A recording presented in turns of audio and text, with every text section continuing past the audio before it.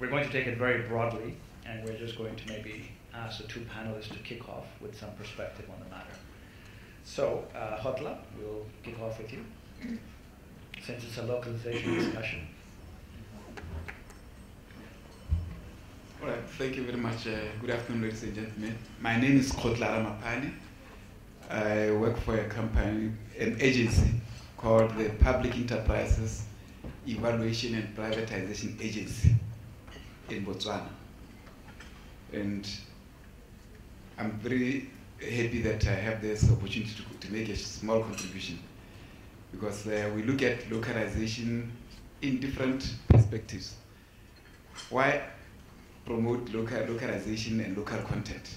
A number of countries are doing it for different objectives, and a number of countries are at different levels of implementation of this concept. But mainly there are some common objectives that run through most of the concepts of localization and local content laws. Some of these objectives include promoting economic growth in general, and also promoting economic empowerment for both locals or citizens and local entrepreneurs. Another one is to make sure that you promote ownership of resources by locals and local entrepreneurs, and also generally ensuring that there is sustainability of the projects that have been looked at.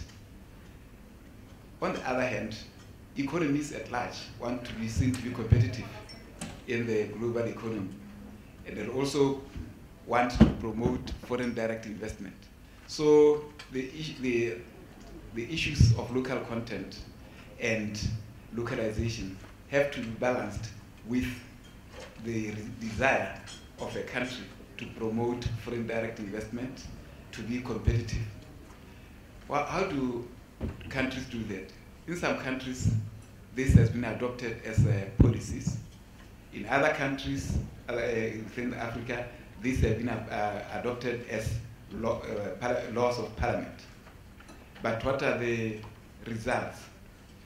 The private sector, in some instances, looks at it from a different perspective. While the government wants to promote entrepreneurship for locals, the private sector may look at it differently. How does that impact on their ability to maximize their returns? But in terms of our situation in Botswana, we have come up with a citizen economic empowerment policy, and we have a privatization policy.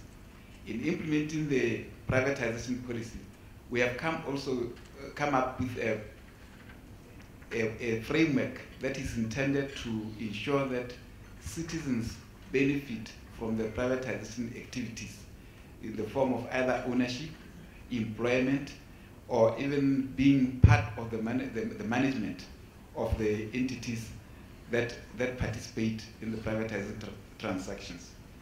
The other point I want to make relates to the general view that we have to empower locals. I believe the moment we undertake this initiative, we must also consider the importance of creating the skills that are required. It does not help to have citizens being part of a transaction only for them to fail when the private sector partners leave. So, along with the empowerment, there must be a concerted effort to create the required skills, or to build the required skills within those who are expected to participate. Mr. Chairman, I would like to stop here so that we can have a longer discussion. Thanks a lot. Thank you, Kgotla, for warming us up to the issues and giving us some specifics. Doing business in Africa. You can't afford to be without Africa Investor.